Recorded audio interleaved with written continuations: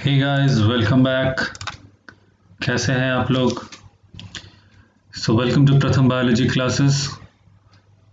आज हम लोग पॉलिनेशन का अगला जो टॉपिक है वो स्टार्ट करेंगे, जो है एनिमोफिली। जैसा कि आप लोग अपने स्क्रीन पे देख रहे होंगे, आज हम लोग स्टार्ट करेंगे anemophily. Let's start today's class with full of energy. वही एनर्जी के साथ हम लोग स्टार्ट करते हैं। तो आइए चलते हैं अपने क्लास की तरफ। A lot to know, a lot to discuss. Okay, let's go. तो हम आगे की तरफ बढ़ते हैं और ये है हमारा आज का क्वेश्चन।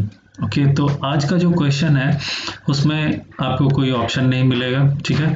तो जैसा कि आप देख पा रहे हैं, आज आपको नाम गेस करना है। ओके, आज आपको बताना है कि इसका नाम क्या है। Guess my name. ओके, देखिए क्या लिखा हुआ है, इसे जरा पढ़ते हैं कि I am the smallest known pathogen that consist of naked single stranded RNA without a protein coat. Okay, तो आई होप आप समझे होंगे। तो देखो इसमें क्या कह रहा है कि स्मॉलेस्ट नोन पैथोजन। पैथोजन आप जानते हैं कि जो बीमारी फैलाते हैं। ओके, उसे हम पैथोजन कहते हैं। दैट स्मॉल माइक्रोस्कोपिक ऑर्गेनिज्म जो कि डिजीज कॉज करते हैं, उसे हम क्या कहते हैं? पैथोजन कहते हैं। और that consist of naked single stranded RNA, जो कि किस चीज का बना हुआ होता है? नेकेड सिंगल स्ट्रैंडेड आरएनए का बना हुआ होता है, विदाउट अ प्रोटीन कोट, और जिसके ऊपर किसी तरह का कोई प्रोटीन कोट नहीं पाया जाता है। फाइन, तो आपको बताना है कि उसका नाम क्या है। You have various resources, an number of resources, go and search the name. Okay fine, and do write your answer in the comment box. Okay fine, तो चलिए हम स्टार्ट करते हैं आज का सेशन।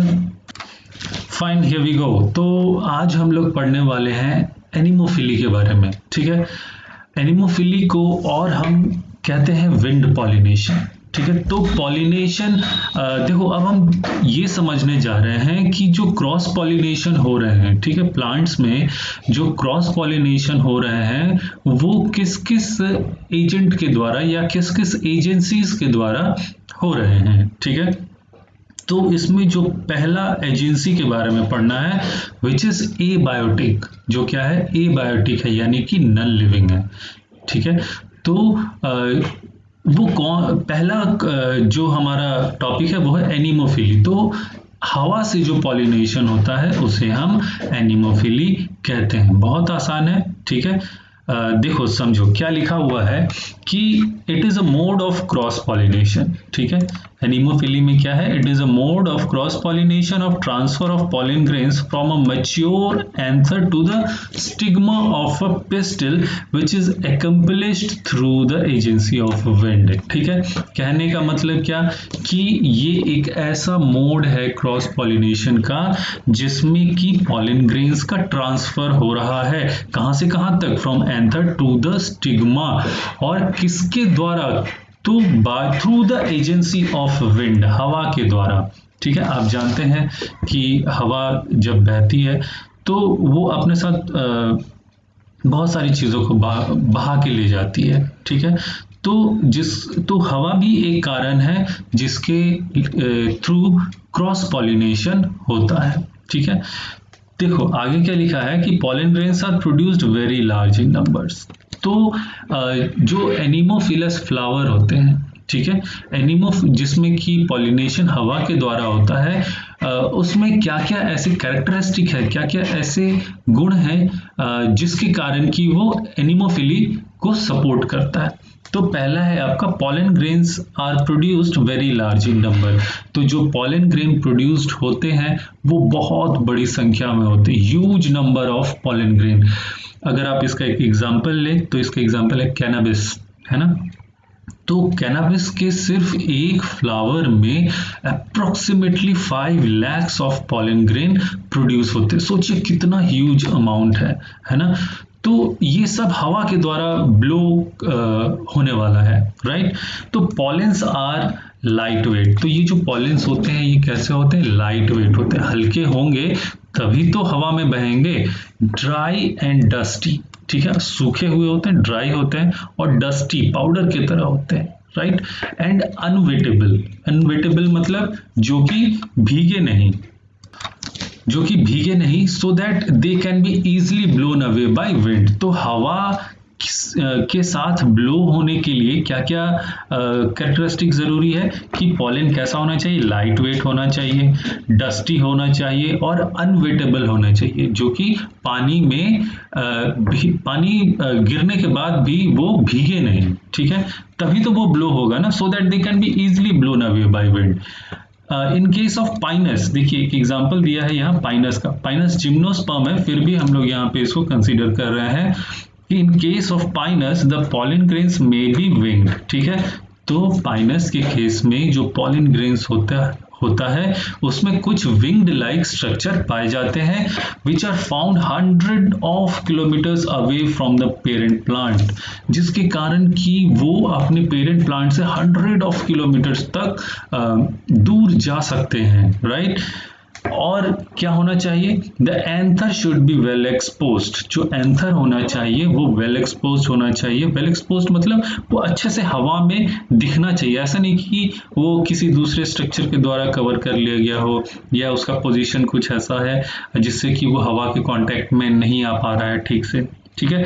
तो anther should be well exposed और we can say the flower should be well exposed above the leaf, ठीक है। जैसे कि आपने पिछले क्लासेस में पढ़ा है कि ये अगर मान लीजिए एक ब्रांच है आपका, ठीक है, तो फ्लावर का पोजीशन आपने पढ़ा है, दो होता है, या तो टर्मिनल होगा या कैसा होगा, एक्सियल होगा, ठीक है।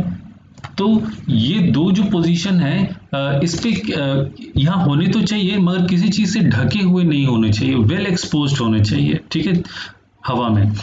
इन anemophilous flower anthers are versatile, इसको याद रखना। एनिमोफिलस फ्लावर में, वैसे फ्लावर जिसमें एनिमोफिलिस द्वारा पॉलिनेशन होता है, वैसे फ्लावर में एंथर कैसा होता है, वर्सेटाइल होता है। आप पढ़ चुके हैं टाइप्स ऑफ एंथर में, है ना, कि वर्सेटाइल टाइप ऑफ एंथर होते हैं, कैसे होते हैं, ये कुछ इनके जो एंथर होते हैं ये कुछ लंबे होते हैं, कुछ इस तरीके से, है ना, इस तरीके से होते हैं और इनमें इस तरीके से फिलामेंट होता है, ठीक है।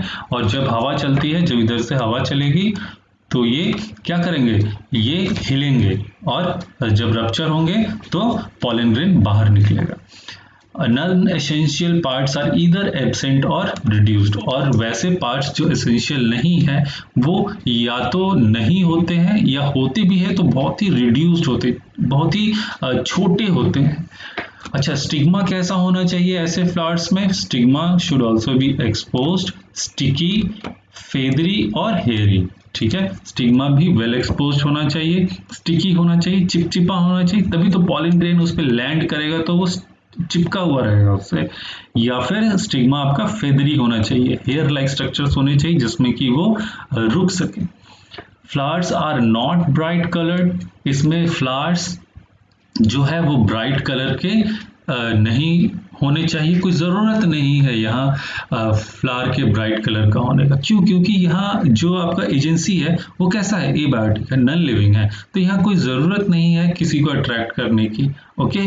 तो flowers are not bright coloured and without nectar and fragrance, ठीक है, और फ्लावर में किसी भी तरह का कोई नेक्टर या कोई फ्रेग्रेंस, कोई सुगंध नहीं होता है, ठीक है। Anemophily is highly wasteful as it is non directional.